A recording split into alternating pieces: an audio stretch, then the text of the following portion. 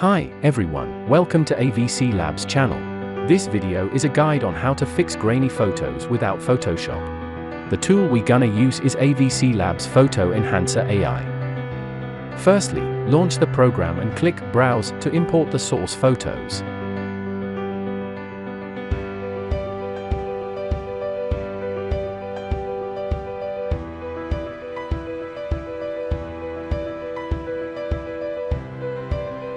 Then we choose the Denoise Model and click the eye icon to preview the effect.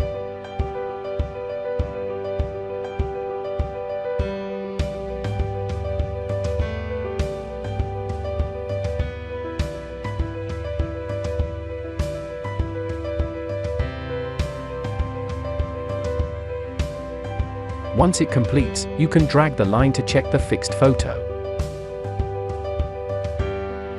If you are satisfied with the result, you can click the Save All button to save the photos. You can also click Open Output Directory to check the saved photos if you like. That's all for this video.